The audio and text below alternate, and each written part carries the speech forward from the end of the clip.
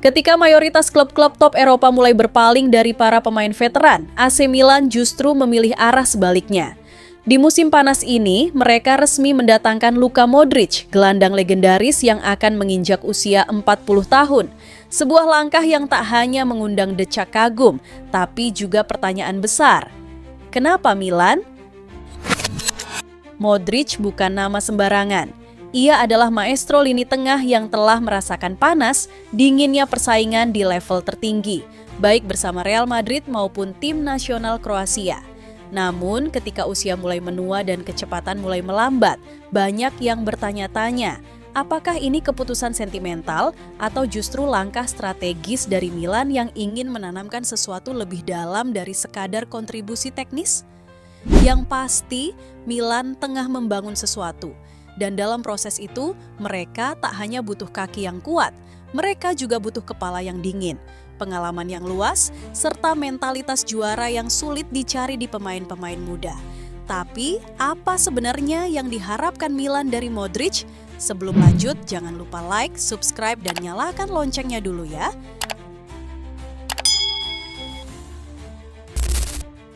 AC Milan resmi mengumumkan perekrutan Luka Modric, gelandang senior asal Zadar yang sudah malang melintang di panggung tertinggi sepak bola Eropa.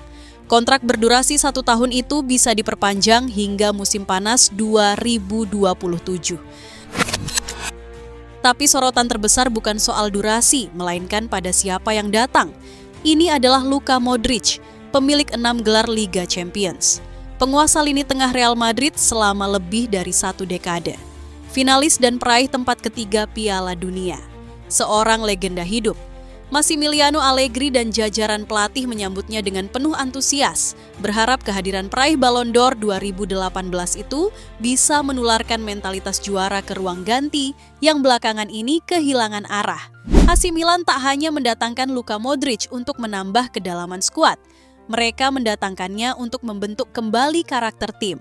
Sama seperti saat mereka membawa pulang Zlatan Ibrahimovic, seorang pemimpin yang tidak datang untuk berlama-lama di lapangan, tapi meninggalkan jejak mendalam di ruang ganti, di kepala pemain muda, dan di fondasi mentalitas klub.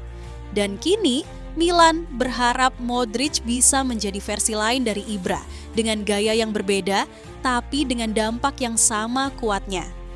Dario Smoje, mantan bek Milan dan kompatriot Modric menyebut langkah ini sebagai pengulangan efek Zlatan. Modric memang tidak lagi secepat dulu, tapi pengaruhnya tidak bergantung pada kecepatan. Ia datang dengan pengalaman, ketenangan, dan standar tinggi. Hal yang selama ini jadi kekosongan dalam tubuh Milan pasca kepergian sosok-sosok senior. Dengan kedatangan Modric, Milan ingin membentuk generasi baru yang tumbuh di bawah pengaruh seorang pemenang sejati, bukan sekadar pelatih di pinggir lapangan.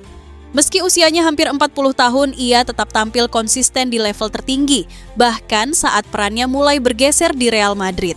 Liga Italia yang menekankan taktik dan kecerdasan permainan bisa menjadi lingkungan ideal untuk Modric di sisa kariernya. Pertanyaannya, mampukah kondisi fisik Modric menanggulangi beban bermain mungkin minimal selama 60 menit setiap kali tampil? Tepatkah langkah AC Milan mengandalkan pemain yang sudah hampir pensiun? Tentu, ada realita yang tak bisa dihindari, usia. Modric tidak bisa bermain setiap pekan seperti dulu dan tak akan menjadi motor penggerak selama 90 menit penuh di tiap laga. Tapi AC Milan tahu itu. Mereka tak sekadar membeli tenaga, mereka membeli ketenangan, pengalaman, dan keteladanan. Sama seperti Ibrahimovic yang membantu Milan dari pinggir lapangan sama besarnya seperti di dalamnya, Modric datang bukan untuk menjadi pusat perhatian, tapi fondasi mentalitas juara.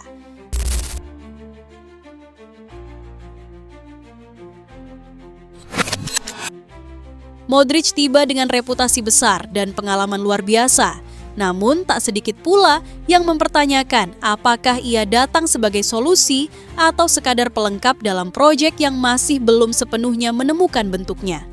Modric resmi meninggalkan Real Madrid setelah 13 tahun penuh kejayaan. Namun kepindahan ini tak sepenuhnya bebas dari bayang-bayang. Sebaliknya, banyak yang menganggap langkah ini sebagai awal dari periode mediocre dalam karier sang maestro Kroasia. Bagaimanapun, ia meninggalkan Madrid setelah kegagalan menyakitkan di Piala Dunia antar klub dan tiba di Milan yang tengah terpuruk.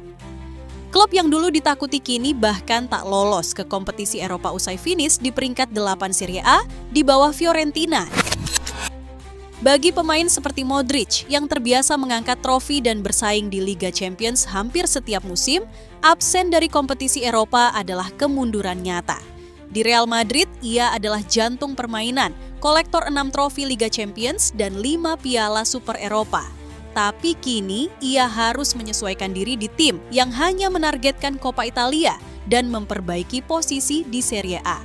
Gelar Piala Super Italia musim lalu hanyalah hiburan di tengah musim buruk yang mencerminkan betapa Milan sedang jauh dari identitas kejayaannya.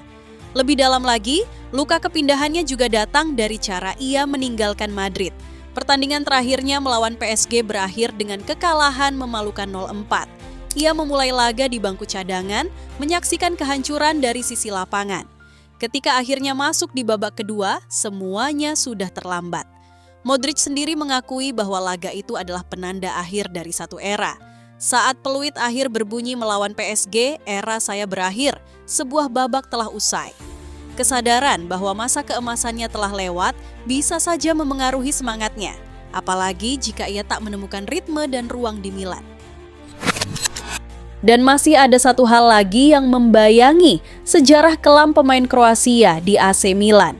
Modric akan menjadi pemain Kroasia ke-12 yang memperkuat Rossoneri dan statistik tak berpihak. Nama-nama seperti Mario Mandzukic, Ante Rebic, Nikola Kalinic, hingga Mario Pasalic gagal memenuhi ekspektasi. Bahkan Mandzukic tak mampu mencetak 1 gol pun dalam 11 penampilan.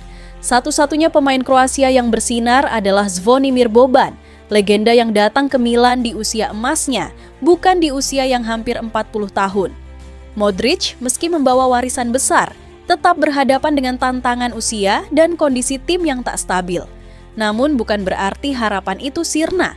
Bagi Modric, ini mungkin bab terakhir, tapi bisa juga menjadi panggung pembuktian. Jika ia mampu menjaga kebugarannya, menjadi pemimpin di ruang ganti, dan mencuri menit bermain penting, bukan tidak mungkin ia akan menjadi sosok kunci dalam kebangkitan Milan. Lebih dari itu, ia masih menyimpan satu mimpi besar, tampil di Piala Dunia 2026, menutup karier panjangnya di panggung tertinggi. Untuk mencapainya, Milan adalah panggung terakhir yang harus ia kuasai.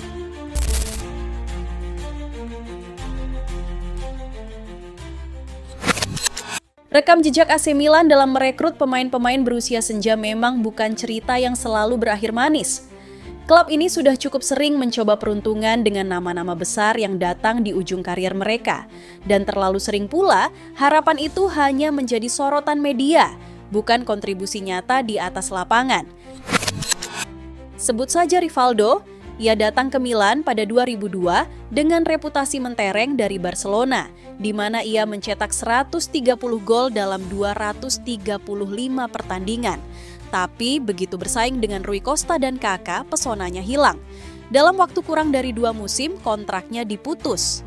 Hal serupa terjadi pada Ronaldo Luis Nazario de Lima. Bergabung saat usianya sudah 31 tahun, Ronaldo sempat memberikan kilas balik kejayaannya, tapi tubuhnya tak lagi mendukung. Cedera parah menghentikan petualangannya di Milan dengan cepat dan menyakitkan. Nama-nama besar lain seperti Ronaldinho dan David Beckham juga sempat mampir, tapi lebih sebagai simbol ketimbang senjata. Ronaldinho sempat memamerkan sisa keajaibannya, namun lebih sering absen dalam latihan karena gaya hidupnya yang sulit diatur. Sementara Beckham, meski membawa gemerlap dan popularitas, datang lebih sebagai bintang tamu. 2 masa peminjaman dari LA Galaxy tak menghasilkan apapun selain penjualan merchandise dan headline media. Namun semua narasi suram itu mulai berubah saat Milan mendatangkan Zlatan Ibrahimovic untuk kali kedua. Usianya hampir 39 tahun saat itu, tapi justru di tengah keraguan, Ibra menyalakan bara semangat baru di ruang ganti. Ia hanya butuh 6 bulan untuk menunjukkan bahwa Milan belum mati. Gol demi gol, semangat yang tak pernah padam, dan ketegasan dalam memimpin, itulah yang mengubah Milan dari tim mediocre menjadi juara Liga Italia pada 2021-2022. Dan di musim itu juga, Olivier Giroud datang sebagai pelapis, tapi justru menjadi penentu. Meski tak lagi muda, Giroud membuktikan bahwa pengalaman, kedewasaan, dan kejelian bisa jadi senjata ampuh. Dia mencetak gol-gol penting yang membawa Milan kembali ke singgasana Serie A. Kini Luka Modric datang dengan ekspektasi yang serupa. Milan tahu mereka sedang bermain dengan waktu, tapi mereka juga tahu dalam proyek besar, kadang yang paling menentukan bukan siapa yang tercepat, tapi siapa yang paling bijak.